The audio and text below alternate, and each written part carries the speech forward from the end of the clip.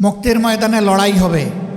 আমাদের অধিকার, জনগণের অধিকার আবার পায়ের তলায় পিষ্ট করার পায়তারা শুরু হয়েছে। আমরা সংসদ থেকে বের হয়ে এসেছি, কিন্তু আমরা আবার সংসদে ফিরে যাব।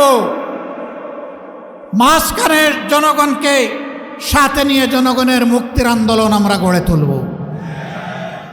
এই আন্দোলনে জনগণের অধিকারের ব্যাপারে আমরা সরকার কিংবা যে কোনো কর্তৃপক্ষকে ইনশাআল্লাহ চুল পরিমাণ ছাড় দেব না।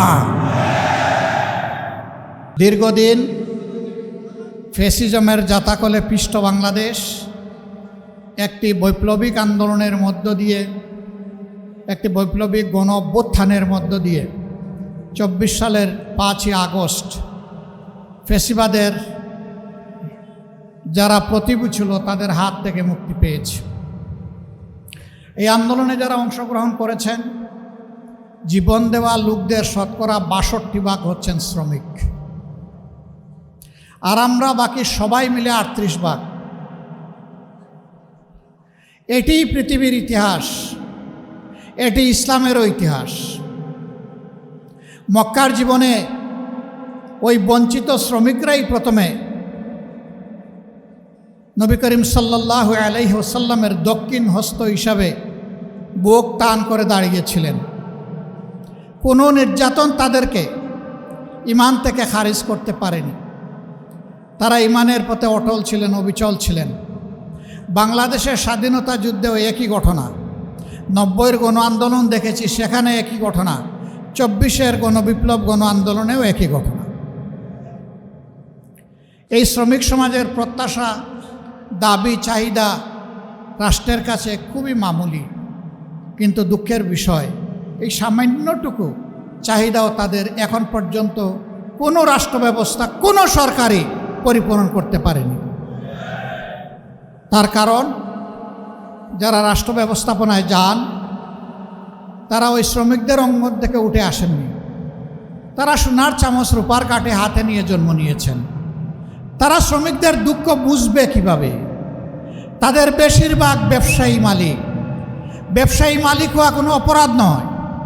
ব্যবসায়ী প্রতিষ্ঠান খোলা হবে, মিল, ফ্যাক্টরি, ইন্ডাস্ট্রি চালু হবে, জনগণ সেখানে কর্মসংস্থান খুঁজে পাবে। কিন্তু তারা ওই জনগণকে বেশিরভাগ ক্ষেত্রেই মানবিক মর্যাদাটুকু দিতে ব্যর্থ হয়। তাদের এই নোংরা অ্যাটিটিউডের কারণেই রাষ্ট্রীয় দায়িত্বেও যখন যান তখন একই কাণ্ড কারখানা তারা করেন। শ্রমিকদের প্রতি তারা সম্মান দেখাতে ব্যর্থ হন। আমরা শ্রেণীশত্রু খতম করার ওই স্লোগানে আমরা বিশ্বাসী। লাল পতাকাওয়ালারা তারা বলতো শ্রেণী সংগ্রামের মধ্য দিয়ে শ্রেণীশত্রু খতম করতে হবে। এই শ্রেণীশত্রু কারা? যারা মালিক এবং উদ্যোক্তা তারা। তো মালিক আর উদ্যোক্তা যদি না থাকে তো শ্রমিক কাজ করবে কোথায়? তার কর্মসংস্থান হবে কোথায়? আমরা এখানে সমন্বয় করতে চাই। শ্রমিক মালিক ভাই ভাই একে অন্যকে সম্মান করবে, ভালোবাসবে। শ্রমিক তার কর্মসংস্থানের জন্য মালিকের প্রতি কৃতজ্ঞ থাকবে, আন্তরিকভাবে কাজ করবে। আবার মালিক একথা মনে করবে যে তার পুঁজি আর তার যন্ত্রপাতি অচল যদি এই শ্রমিক না থাকে। অতএব শ্রমিক বাঁচলে মালিক বাঁচবে, শিল্প বাঁচবে। শ্রমিক যদি না বাঁচে শিল্পেরও মৃত্যু হবে। এই দুইটাই বাঁচুক, শুধু বাঁচুক না, এই দুইটাই বিকশিত হোক, সেটাই শ্রমিক কল্যাণের মূল প্রতিপাদ্য। এই সমন্বয়ের দৃষ্টিভঙ্গি নিয়েই শ্রমিক কল্যাণ কাজ করে। হাঁটি হাঁটি পা পা করে শ্রমিক কল্যাণ আজকে এখানে এসে দাঁড়িয়েছে।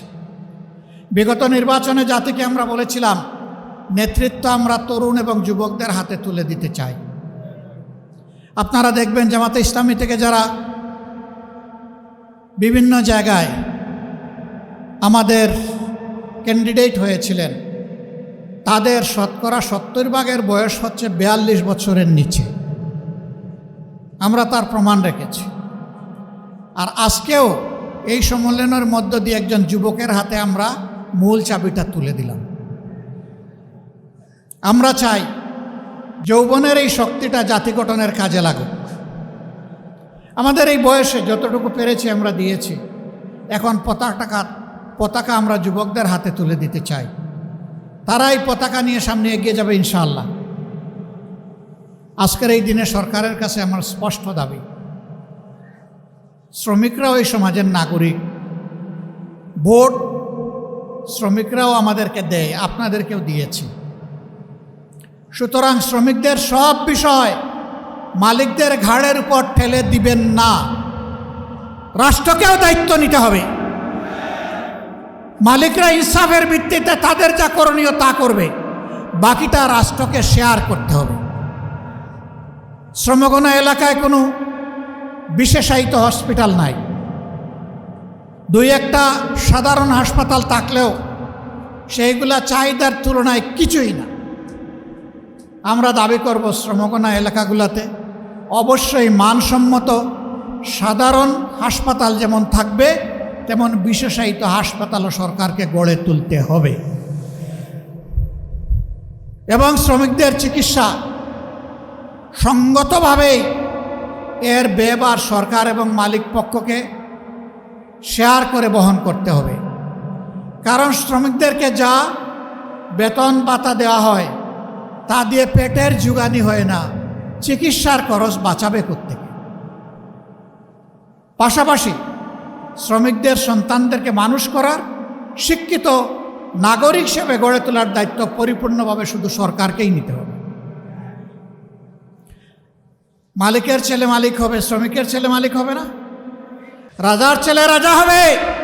আমার একজন শ্রমিক ভাইয়ের ছেলে কি প্রধানমন্ত্রী প্রেসিডেন্ট হওয়ার পথে কোনো নিষেধাজ্ঞা আছে? আমরা চাই সেই শ্রমিক বন্ধুটি ভাইটির ঘর থেকে আগামী দিনের প্রধানমন্ত্রী বের হয়ে আসুক। সেই শিক্ষা, সেই পরিবেশ সরকারকে, রাষ্ট্রকে নিশ্চিত করতে হবে। বন্ধুগণ, অনেক কথা ছিল, একটা আজান হয়ে যাবে।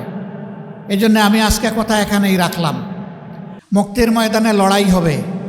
আমাদের অধিকার, জনগণের অধিকার আবার পায়ের তলায় পিষ্ট করার পায় তারা শুরু হয়েছে। আমরা সংসদ থেকে বের হয়ে এসেছি, কিন্তু আমরা আবার সংসদে ফিরে যাব। মাঝখানের জনগণকে সাথে নিয়ে জনগণের মুক্তির আন্দোলন আমরা গড়ে তুলব। এই আন্দোলনে জনগণের অধিকারের ব্যাপারে আমরা সরকার কিংবা যে কোনো কর্তৃপক্ষকে ইনশাআল্লাহ চুল পরিমাণ ছাড় দেব না। ইন্নাল হামদুলিল্লাহ ওয়াসসালাতু ওয়াসসালামু আলা রাসূলিল্লাহ, আম্মা বাদ।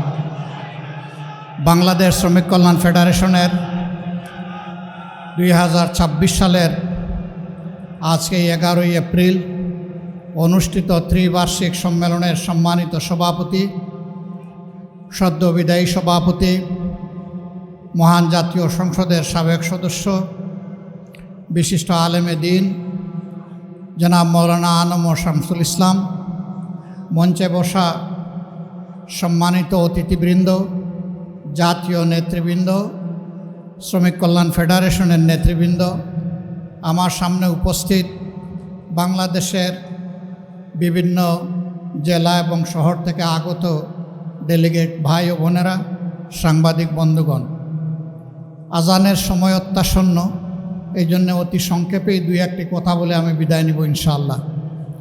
প্রথমেই আমি দোয়া করছি আল্লাহ তাআলা পক্ষ থেকে যাদের উপর আজকে এই মহান জিম্মাদারি এসেছে, কেন্দ্রীয় সভাপতি সহ তার সকল সহকর্মী এই কমিটিতে যারা আছেন, আল্লাহ তাআলা তাদেরকে যেন তাদের উপর রহম করেন এবং তাদেরকে সাহায্য করেন, যাতে করে তারা তাদের দায়িত্ব পালন করার মাধ্যমে মুক্তির এই আন্দোলনকে কাঙ্ক্ষিত লক্ষ্যের দিকে এগিয়ে নিয়ে যেতে পারে। আল্লাহ তাআলা তাদেরকে সুস্থ রাখুন এবং সকল দিক থেকেই সাহায্য করুন। আমি কৃতজ্ঞতা আদায় করছি বাংলাদেশের সমস্ত শ্রমিক সমাজের প্রতি। সেই আন্দোলনে অতীতের মতো গৌরবময় ভূমিকা পালন করার জন্য এগিয়ে আসার আহ্বান আপনাদের মাধ্যমে আমি গোটা শ্রমিক সমাজের কাছে রাখলাম। ইনশাআল্লাহ মুক্তির ময়দানে আন্দোলনে, জনগণের মুক্তির লড়াইয়ে আবার দেখা হবে রাজপথে। আসসালামু আলাইকুম রহমতুল্লাহ। বাংলাদেশ শ্রমিক কল্যাণ ফেডারেশন জিন্দাবাদ, বাংলাদেশ জামাতে ইসলামী জিন্দাবাদ। আসসালামু আলাইকুম রহমতুল্লাহ।